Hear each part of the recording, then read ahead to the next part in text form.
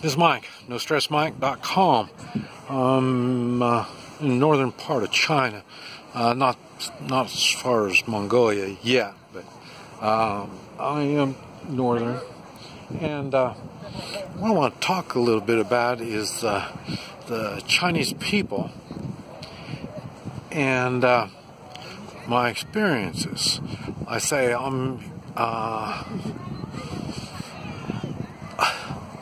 I get out, I see a lot of them. Now, I don't get to talk to everybody. Very few can speak English. Matter of fact, just about none. I'm so far away from tourists, it's a no-brainer. There's nobody to talk to. So, but anyway, what I have been able to get out of it is the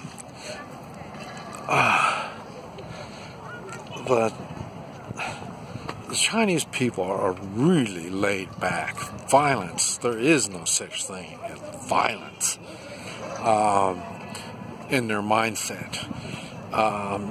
That is not an option. I mean, just today, 2 cars were locked up in a small road, and it's easy enough to yell at the other one or do something like that. But you can see the frustration in their face. But neither one of them made any kind of action that would even be, looked at as being nasty. So, but and I try to talk to people, try to get their ideas on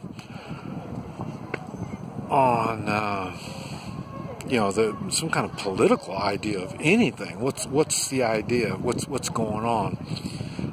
Their mindsets, their attitudes, and this type of thing. For one thing, you don't talk politics. That's something just not done. Okay, so if you don't talk it, and these are people I get to know, and even the ones that I get to know, it's not that they're scared to talk politics, they just don't give a shit. I mean, it's really that plain.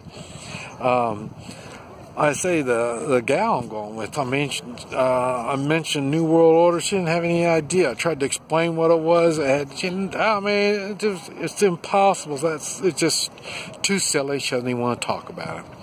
You know what I mean? So this is the kind of stuff. Now, I used to think, okay, well, we get food from these people. We get the lead paint in the toys, and I think, well, man, they want to kill us. And, how we do business with people that want to kill us. No, I'm wrong. The thing is,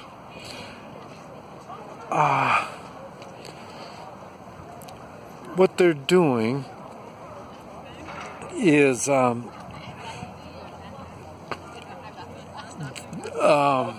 can't even say they're poor people. In Guatemala, I would say they're poor people trying to make a buck. It's not like that. One thing, they don't know any better. That's one thing. They don't know any better about the lead paint, so a lot of this stuff they just don't even know any better. And then at the same time, as long as they can find a cheaper way of doing something, they do a cheaper way of doing something. I mean, quality is something that they have to be taught. So they don't, here, even the stuff they use here is cheap stuff. And, the stuff you get, and we say, well, that's poor quality and all that, that's the same stuff that they use here. And it doesn't cost much. I'll tell you, as cheap as it is there where you're at, it's even cheaper here. I mean, it's dirt cheap here. So they know it's going to break. But, hey, for a little bit, you can buy another one. You see the guy, he's writing, using water to write. And, see, a good example. This guy here is doing the same thing. think I saw this in when I was here the first time, and somebody was explaining to me what they're doing is poetry. They have written poetry, they write it down, and then what he's doing, he's wrote a poem, and now he's writing it down to share it with the world. It's with water on the cement. So it's just going to be for a period of time, and then it's going to go away. You can see it's pretty. They did a lot of writing, and it's going to go away. But like I say, it's just a temporary thing. Ni hao. So, oh, look at that. That's Big Dog. What's he doing?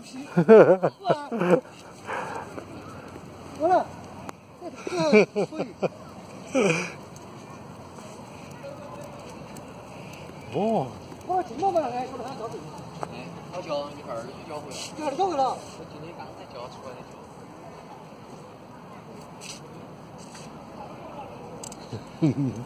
Good looking dog. It looks like that belongs to the guy. It's his dog. So, but anyway,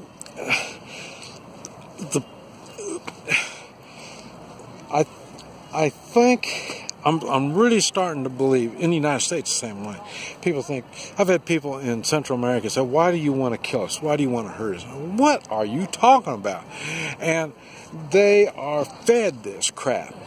They are fed that Americans want to destroy their lives. And why? Okay, we send the Marines down, we bomb them, we send guns down and stuff like that. And they think it's the American people. And you know as well as I know, American people, we don't do that kind of stuff. And so it's the government. Not only in Guatemala, their government is trying to scare the people by saying, well, you need us, but we protect you from the big bad American government. And it's the same thing. You have here, they don't even know. You know, I try to tell people I'm an American. You know, there's a lot of people here that don't even know what an American is. I know there are more people that know what American is than when I tell them the United States. If I say United States, they don't have any idea what I'm talking about when I say the United States. So it's the America is probably about the best they can understand what it is. But you got to remember, you're going to see just as many Americans here as you're going to see Europeans or Australians, stuff like that. I haven't seen any of them, so that tells you how many there. I haven't seen no Americans here either. I'm the only one.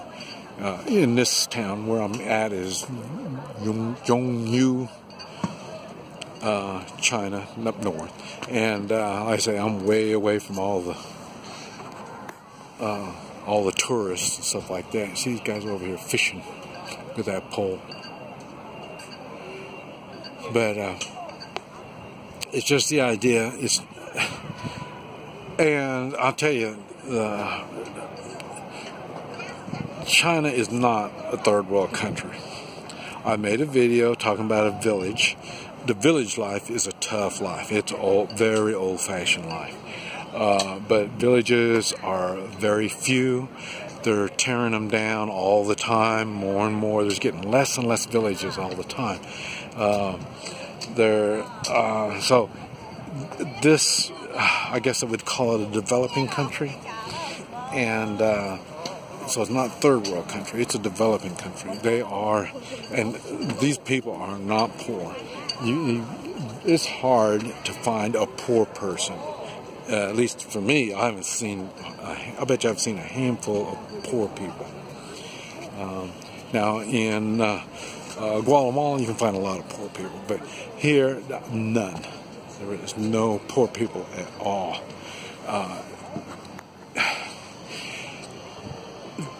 These people are no threat. It's just like the American people are no threat. It's the governments themselves that try to justify their own existence. Now, I'll tell you, here in China, the Communist Party has justified their own existence. They really have. There's been they've had a lot of ups and downs, and they've had to change. Like right now they got to realize capitalism isn't all that bad, and that's why everything is going good here. That's why there's no poor people here. So they're having their problems, and but one thing is, all governments have to justify why they exist to the population. Most of the time, it's to scare the population into thinking, well, I'm glad I got the government to protect us.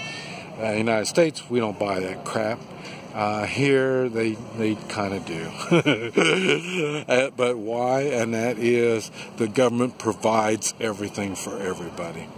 So it's really difficult to explain. And translations, I know a lot of you people thinking, well, I just use a translator. Things do not translate properly at all. And that's with this gal that I'm seeing, the same thing. I told her, I said, we can't get really in the way of marriage or real serious kind of stuff until you understand English, not just know what each word means. You have to, it's not the words, the meaning of the words, it's what are you saying that counts. And the Chinese language is worse than the United States when it comes to that. The words have little meaning. It's when the words are put together in Chinese. When the words are put together, it tells you the meaning. Each word separately, their meanings are really blurred. When you put them together, then that's when it comes out with some kind of a meaning. Now, to try to make that meaning into English, you can translate it, yes, but you're going to miss the meaning altogether. It makes me wonder, maybe that's the problem they had with the American Indians. They would make a treaty with the American Indians. Well, this is what it is, and then when it comes down to the nitty-gritty, you twist the words around and you can get another meaning out of it. Maybe that's what it is.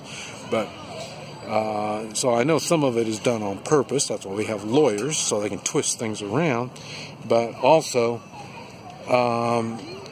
in the translation, you're going to have problems. But I say, it's not the people.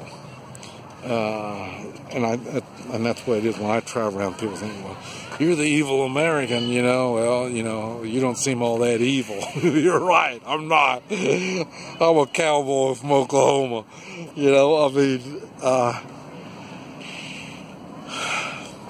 These people do not want to hurt us. They wouldn't even know how to hurt us. That's one thing I'm thinking is funny. How can they make an army out of these people? Because it's not even in their blood to be violent. And that explains why, like I said, I was in the Marines. And the Marines they really are a badass fighting bunch, but, and they are pretty much for the whole world. And, but, and a lot of militaries, they don't even try to compare themselves to the Marines because of that. That's the same thing that I'm trying to talk about, the people. You can't compare these people in the way of violent type people, because they are not. One reason why they've had change of governments, they got a long history, and they've had change of governments all the time. But that's why. They're an easy type country. The people, they're easygoing. They're hard to rile. And then when they do rile, they're not really real good on being violent. So they're pretty easy to conquer. How do you conquer 1 billion people? There's something going on. These are good people. This Mike, NoStressMike.com.